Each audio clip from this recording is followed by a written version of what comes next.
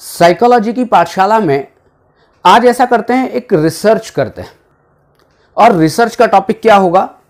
Research का topic होगा lungs cancer. अब आप कहेंगे शुरुआत में इतना कठिन टॉपिक, लेकिन इस टॉपिक से हमें समझ में आएगा कि हम इस लंग्स कैंसर पर जो रिसर्च कर रहे हैं तो इससे एक बात निकल कर आने वाली है, और वो बात होगी एक नए रिसर्च के टाइप को हम समझेंगे। तो लंग्स कैंसर का पूरा टॉपिक क्या है कि हम लंग्स कैंसर के जो कारण हैं उन कारणों को जानने की कोशिश करते हैं।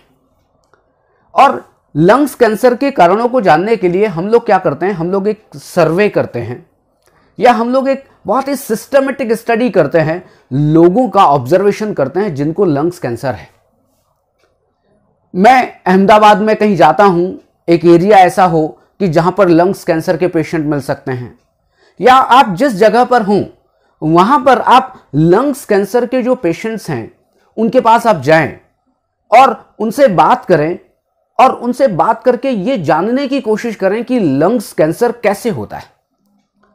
तो मैं ऐसा मानता हूं कि लंग्स कैंसर के लिए मैंने लोगों से बात की, मैंने लोगों का ऑब्जर्वेशन किया जिनको लंग्स कैंसर था, और मैंने ये माना, बल्कि माना नहीं, मैंने ये पाया कि जो खांसी है और वो भी पुरानी खांसी जो होती है, वो लंग्स कैंसर होने का एक बड़ा कारण है। और दूसरा मैंने जाना कि जो गुटखा होता है, जिसको आप तंबाकू कह सकते हैं, कोई और गुटखा कह सकते हैं, ये जो दो कारण ऐसे हैं कि जिनसे लंग्स कैंसर होता है।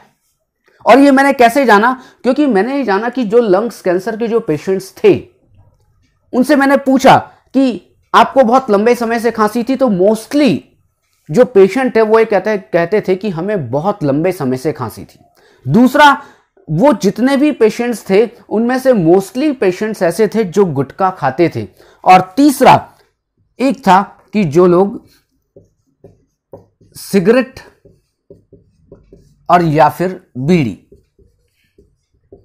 पीते थे, मतलब कि स्मोकिंग करते थे, वो गुटखा खाते थे और उनको कफ एंड कोल्ड था, कफ था, बेसिकली कोल्ड नहीं कफ था, बहुत लंबे समय से खांसी थी। और ये तीन कारण ऐसे मिले, और मेरा जो परिणाम ये निकला जब मैंने रिजल्ट निकाला कि नहीं, अगर लंग्स कैंसर किसी को भी है तो ये उसके प्राइमरी फैक्टर्स हो सकते हैं कि उसको लंबे समय से खांसी हो सकती है, उसको लंबे समय से वो गुटखा खा रहा होता है, या उसने बीड़ी या सिगरेट बहुत लंबे समय तक पी होती है, मतलब स्मोकिंग कर रहा होता है।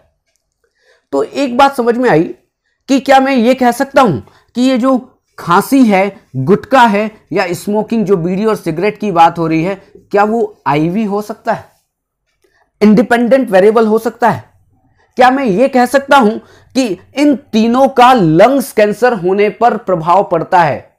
ये भी तो हो सकता है ना कि लंग्स कैंसर की अगर मैं बात करूं तो लंग्स कैंसर क्या मेरा डीवी बन सकता है? मैं बात कर रहा था रिसर्च की, मैंने आपको कहा था कि एक रिसर्च की बात करने वाले हैं कि अभी हमने जो ये रिसर्च की उसमें खांसी, गुटखा, सिगरेट, बीड़ी, ये सब इंडिपेंडेंट वेरिएबल हमने देखे कि इनका इन लंग्स कैंसर के ऊपर प्रभाव पड़ा।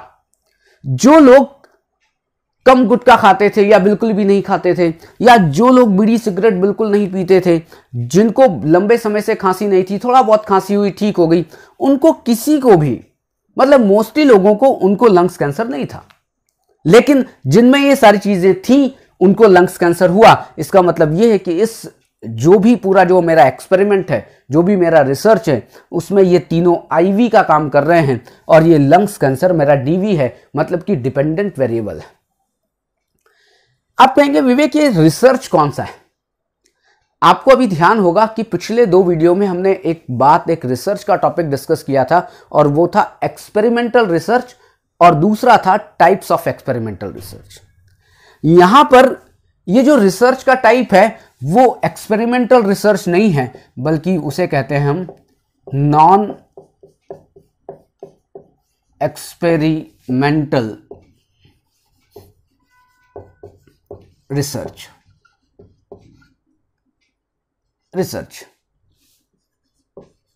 अप्रायोगिक या अप्रायोगिक कह सकते हैं इसको, या हम कह सकते हैं अप्रयोगात्मक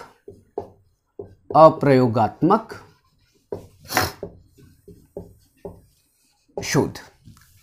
अब आपके सामने एक प्रश्न आ रहा होगा कि विवेक सर, पहले भी तो एक्सपेरिमेंटल जब रिसर्च डिस्कस किया था तब भी तो आईवी था, तब भी डीवी था, और हमने आईवी का डीवी पर प्रभाव देखा था। बिल्कुल सही है। तो फिर ये नॉन एक्सपेरिमेंटल रिसर्च कैसे हो गया? वो इस तरह से हो गया कि अगर आपको ध्यान हो कि एक्सपेरिमेंटल रिसर्च में इस आईवी के ऊपर एक शोधकर्ता का कंट्रोल है। एक शोधकर्ता इस आईवी को मैनिपुलेट कर सकता है, जोड़ तोड़ कर सकता है। किसमें? जब हम एक्सपेरिमेंटल रिसर्च करते हैं। लेकिन नॉन एक्सपेरिमेंटल रिसर्च में क्या है कि किसी भी शोधकर्ता का इस आईवी पर नियंत्रण नहीं है। मैं शोध कर रहा हूं, अभी मैंने कहा कि मैं एक रिसर्चर हूं, मैं शोध कर रहा हूं लंग्स कैंसर के कारणों को पता लगाने के लिए। मैंने लोगों के पास मैं गया और जाने के बाद मैंने देखा कि ये 3 चीजें लंग्स कैंसर पैदा करती हैं। अब आप बताएं, ये मेरा आईवी है, ये बात बिल्कुल समझ में आ रही है क्योंकि इनका प्रभाव लंग्स कैंसर पर पड़ रहा है। लेकिन दूसरा प्रश्न मेरा ये है कि क्या इस उनकी खांसी के ऊपर या उनके गुटके के ऊपर या उनके बीड़ी और सिगरेट पीने के ऊपर मेरा कंट्रोल है क्या? आप बताएं, क्या मैं उनको बीड़ी या सिगरेट पिला रहा हूं, या मैं उनको बीड़ी या सिगरेट नहीं पीने के लिए कह रहा हूं, या मैं उनको गुटखा या नहीं गुटखा खाने के लिए कह रहा हूं? मेरा इन पर कंट्रोल है क्या? तो फिर यहां पर उत्तर क्या है? मेरा इन पर कोई कंट्रोल नहीं है। क्या मैं इनमें मैनिपुलेशन कर सकता हूं क्या? आपको खांसी बहुत आ रही है, बहुत लंबे समय से खांसी है, विवेक सर आप बंद कर दोगे क्या? मैं बंद कर सकता हूं क्या? या मैं आपकी खांसी चालू कर सकता हूं क्या? मैं आपको, अगर आप बीड़ी या सिगरेट पी रहे हैं और मैं आपके मुंह से बीड़ी या सिगरेट छीन लूं तो आप मुझे मारने नहीं जाएंगे? आप मेरे पर गुस्सा नहीं होंगे, भैया क्या कर रहा है तू, बीड़ी सिगरेट में पी रहा हूं? क्या मेरा इनके ऊपर कंट्रोल है? नहीं है। एक्सपेरिमेंटल रिसर्च में क्या था? मेरा कंट्रोल था आईवी के ऊपर। मैं उसमें जोड़ तोड़ कर सकता था, मैनिपुलेशन कर सकता था। लेकिन नॉन एक्सपेरिमेंटल रिसर्च में भी हम आईवी का डीवी पर प्रभाव तो देखने को मिल रहा है, लेकिन आईवी मेरे कंट्रोल में नहीं है और ना ही मैं आईवी में कोई भी मैनिपुलेशन कर सकता हूं।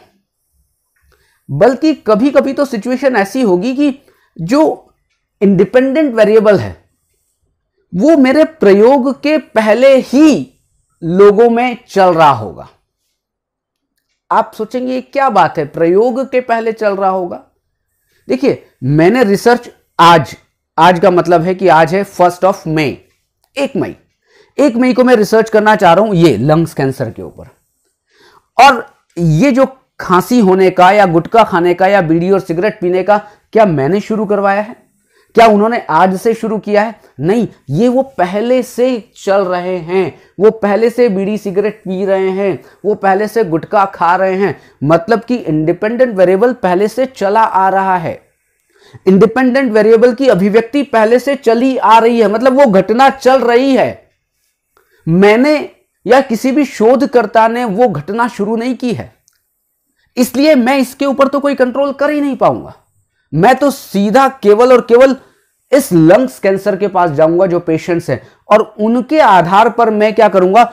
उनके आधार पर मैं ये जानने की कोशिश करूंगा कि इसके कारण क्या है। तो मैंने अभी बहुत बड़ी बड़ी बातें 2-3 कही।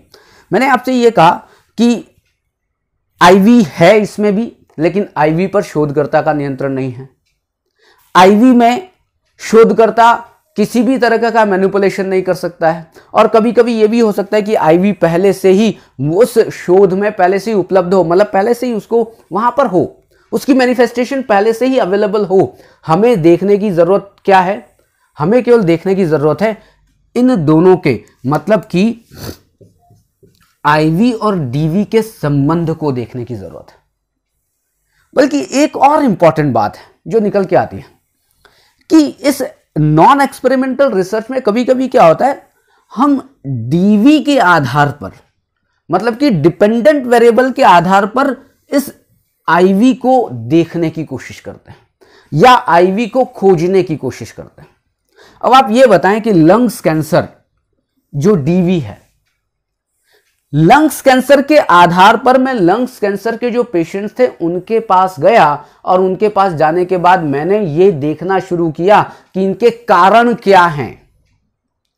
एक्सपेरिमेंटल रिसर्च में कारण का प्रभाव पर असर हो रहा है, मतलब कि आईवी का डीवी पर असर हो रहा है, वहां पर आईवी दिख रहा है, वहां पर आईवी दिया जा रहा है, वहां पर आईवी एक शोधकर्ता के नियंत्रण में है। लेकिन यहां पर क्या है, आईवी का तो पता ही नहीं है, आईवी का पता नहीं है।